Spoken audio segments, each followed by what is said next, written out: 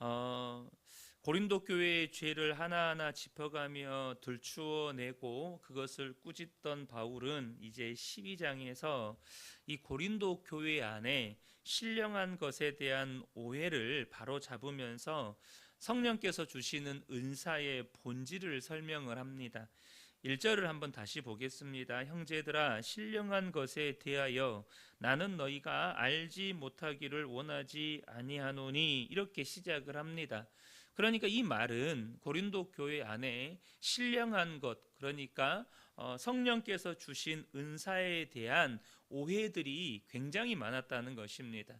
은사에 대한 오해가 많다 보니 분명히 우리가 고린도전서를 읽어오다 보면 고린도 교회 안에 다양한 은사와 능력들이 나타났는데 하나님께서 주신 그 은사의 목적대로 교회 안에서 쓰여지지 않고 오히려 그 은사가 도리어 교회를 무너뜨리고 교회 안에 수많은 문제를 일으켰다는 것입니다. 이렇게 신령한 것에 대한 오해를 바로 잡으려고 한 이유는 이 고린도 교회 안에 뭐 방언이든 예언이든 뭐 치료, 신유, 이 치료의 은사든 이런 은사를 가진 교인들이 스스로를 신령한 자들, 신령한 자라고 여기면서 은사 없는 성도들을 무시하는 그런 분위기가 팽배해 있었기 때문입니다. 사실 지금도 한국 교회 안에는 이런 분위기가 여전히 존재합니다. 방언이나 예언이나 어떤 치유의 은사를 가진 이런 사역자들이 스스로를 신령한 자로 여기는 경향, 또 나아가 성도들은 그런 사역자들을 높이면서 마치 세상 사람들이 어려운 일을 만나거나 중요한 일을 앞둘 때 어떻게 하죠? 무당 찾아가잖아요. 무당을 찾아가서 점을 친다거나 뭐 기리를 받는다거나 혹은 뭐 부적을 쓴다거나 구술한다거나 이런 것처럼 그런 은사 사역자들을 찾아가서 기도를 받기도 합니다. 과거에 뭐 8, 90년대에 정말 많은 이런 기도원들이 있었고 또 성도들은 그런 기도원들을 찾아다니면서 집회에 참석하기도 하고 또 어떤 기도를 받기도 하고 자기도 그런 은사 받기를 구했죠. 그래서 한때 순복음 교회에서는 교회에 등록하면 무조건 기도원 데리고 가는 거예요. 그리고 방언 기도 받을 때까지 기도원에서 안 내려오는 거죠. 그래서 그들 안에 방언 받지 못하면 구원 받지 못한 것이라고 가르치기까지도 했었습니다. 그런데 여러분, 지금 대한민국 안에 수많은 기도원들, 그렇게 많던 기도원들이 지금 어떻게 됐을까요? 여러분, 정말 많은 기도원들이 문을 닫았습니다. 이게 뭘 의미하는 걸까요? 모든 은사 사역이 가짜다, 뭐 거짓이다라는 게 아니라 그런 은사 사역이 끊겨 간다는 뜻입니다. 그런 은사 사역들이 사라져 간다는 뜻이죠. 분명히 하나님께서 한국 교회 안에 그런 은사 사역이 한때 너무나도 필요했기 때문에 그런 은사들을 각 사역자들이나 성도들에게 부어 주셨을 것이고 그들을 통해서 하나님이 역사하셨을 것입니다. 그런데 여러분, 그거 아셔야 합니다. 하나님은 때가 되면 거두어 가시기도 하십니다. 고린도 교회 안에 교인들 중에 일부는 말 못하는 우상에게 맹목적으로 끌려다니던 그런 이방 종교의 습성을 버리지를 못했어요. 그러니까 은사를 받았는데 이 사람들이 어떤 습성을 따라서 은사를 쓰냐면 자기들이 예수님을 믿기 전 이방 종교에서 행하던 그 모습으로 교회 안에서 은사 사역을 행했다는 거예요. 그래서 어떤 황홀경이나 신비한 체험을 영적인 우월성의 척도로 삼았습니다. 내가 어떤 환상을 봤냐 안 봤냐, 어떤 우리 예전에 그 뭐라 그러죠? 이렇게 뒤로 쓰러지는 현상, 입신이라 그러죠. 어떤 입신 경험을 했냐 안 했냐, 뭐 이런 것들을 그 사람의 영적인 우월성의 척도로 여겼다는 것입니다. 그 사람은 어떤 은사를 가지고 있고 은사를 체험했다면 신앙적으로 성숙한 사람인 거예요. 영적으로 대단한 사람인 거예요. 여러분, 제가 얼마 전에도 말씀을 드렸지만 은사와 능력은 믿음의 성숙함과 관련이 없습니다. 오늘 본문에도 나오지만 하나님께서 하나님의 뜻을 따라 주시는 것이지 그 사람의 믿음의 성숙함에 따라서 주시거나 거두어 가시는 게 아니라는 거예요. 그래서 오늘 본문 2절을 다시 한번 보면 너희도 알거니와 너희가 이방인으로 있을 때에 말 못하는 우상에게로 끄는 그대로 끌려갔느니라. 그러니까 말 못하는 우상을 섬기듯이 그 이방 종교에서 행하던 어떤 신비한 체험, 황홀경을 계속해서 체험하려고 하고 그것을 추구하는 것처럼 교회 안에서도 은사사역이 그렇게 이루어지고 있다는 것입니다. 그러면서 스스로는 다른 성도들보다 더 우월하고 신령한 존재라고 여기는 거죠. 바울은 그러한 그들의 은사사역의 행태를 말 못하는 우상에게 끌려다니는 무지한 자에 불과하다라고 하면서 참된 성령의 역사의 기준이 무엇인지를 교훈해 줍니다. 자, 그럼 3절을 보겠습니다. 그러므로 내가 너희에게 알리노니 하나님의 영으로 말하는 자는 누구든지 예수를 저주할 자라 하지 아니하고 또 성령으로 아니하고는 누구든지 예수를 주시라 할 수 없느니라. 첫 번째로 이 참된 성령의 역사, 참된 은사 사역의 기준이 뭐냐? 참된 성령의 역사는 이 말 못하는 우상과 달리 인격적이고 지적이고 합리적인 예수님을 향한 신앙 고백을 드러낸다는 거예요. 반드시 은사사역의 열매는 예수님을 주로 고백하고 예수님을 나의 하나님으로 고백하고 예수님을 나의 왕으로 고백하는 이런 합리적이고 이성적이고 인격적인 신앙 고백이 드러난다는 것입니다. 특별히 이 성령의 역사는요, 당시에 가장 악랄한 죄수나 반역의 죄를 지은 이 죄수에게 죄수를 처형했던 이 사형 도구인 이 십자가, 그래서 사람들이 가장 수치스러운 죽음이라고 여긴 이 십자가에 달리신 예수님을 유일한 주님이고 유일한 하나님이고 유일한 왕으로 인정하게 된다는 거예요. 그러니까 예수님을 주로 고백하는 것은 결코 비이성적이고 비인격적인 적용이 아니라 이제는 로마 황제가 나의 주나 나의 왕이 아니고 예수를 주로 고백할 때 여러분, 당시의 이 사람들은 어떤 대가를 치러야 하는지를 다 알아요. 예수님을 주로 고백한다는 것이 어떤 대가를 지불해야 된다는 걸 압니다. 그럼에도 불구하고 자신의 삶을 부활하신 예수님께 드리는 결단을 낳는 거예요. 여러분, 꼭 기억하셔야 합니다. 성령은 인격적이신 진리의 영이십니다.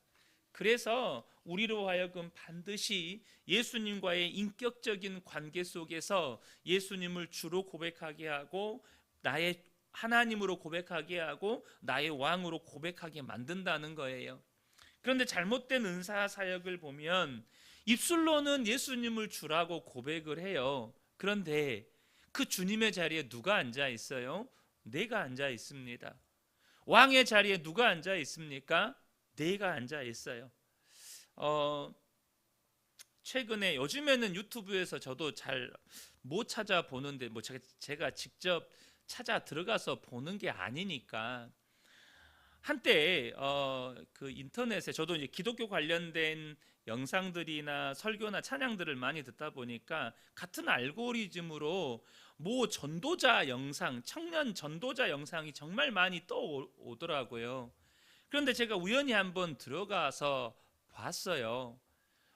정말로 은사를 가진 어떤 형제가 전도자라는 이름으로 막 집회를 남미 이쪽에서 막 집회도 하고 한국에서도 집회를 했어요. 막 기도하면 귀신도 쫓겨나가고 병도 고침받고 별의별 게 다 하더라고요. 근데 제가 딱 보면서 엄청나게 거부감이 느껴지는 거예요. 이유는 딱 하나였습니다. 은사가 문제가 아니라 그 사람이, 그 사역자가 예수님보다 더 조명을 받아요. 그 사역자가 예수님보다 더 높임을 받아요. 아, 이 사람 이단이구나. 아, 이 사람 다르구나. 이게 명확하게 드러나는 거예요. 여러분, 은사는 하나님이 주신 거예요. 그러나 은사를 통해서 드러나는 건 예수님을 주로 고백하고 예수님이 왕 되시고 예수님이 주님 되시는 역사예요. 두 번째로 본문에서 한 성령께서 각 사람에게 다양한 은사를 주신다는 거예요.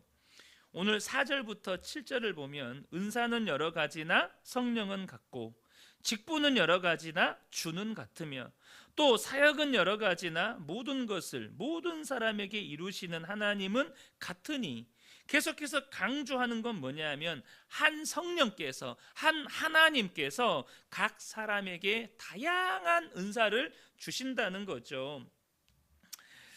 지금 각 사람에게 다양한 은사와 직분을 주시는 분이 한 성령, 한 분 하나님이시라는 거예요. 그 말은 모든 은사와 직분은 오직 한 가지 목적을 향해 있다는 거예요. 그게 뭘까요? 바로 주님의 몸된 교회와 하나님 나라의 유익을 위해서 우리에게 직분도 은사도 주신다는 거예요. 그래서 7절을 보면 각 사람에게 성령을 나타내심은 유익하게 하려 하심이라. 여기서 말하는 유익함은 개인에게도 분명히 그 은사를 통해서 믿음에 혹은 그 사람의 하나님과의 인격적인 그런 관계의 깊이에 유익함을 주기도 하겠지만, 지금 이 고린도 교회 안에서 발생한 문제잖아요. 고린도 교회 안에서 은사가 오해가 되어져서 이 은사가 목적대로 쓰이지 않고 오히려 교회를 더 혼란스럽게 하고 교회를 더 무너뜨리는 상황이잖아요.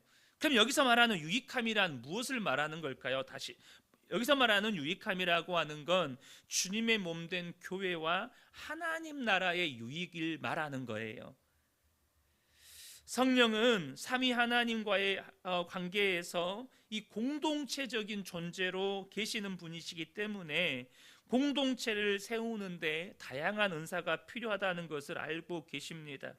그 은사 사용을 통해서 하나님의 자녀들이 서로 은혜를 주고받으며 서로 연합하여서 그리스도의 몸을 세우고 하나님의 나라를 이루는 일에 참여하기를 바라신다는 거죠.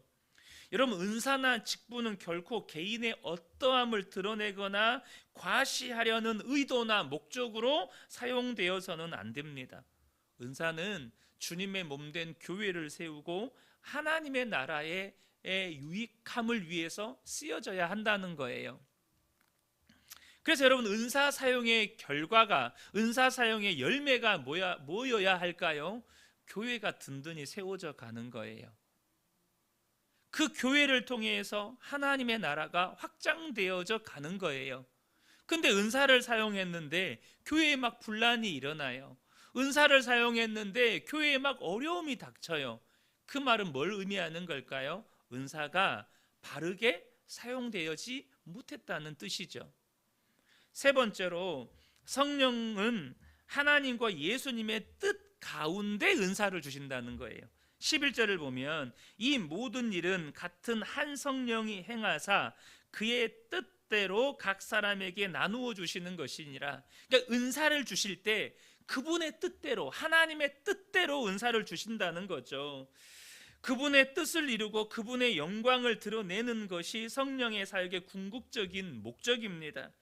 그런데 여러분, 여기에서 그분의 뜻대로 은사를 주신다는 말 속에는 여러 가지 의미가 함의되어 있어요. 먼저는 그분의 뜻대로 은사를 주시잖아요. 그러니까 은사는 필요 없는 게 없어요.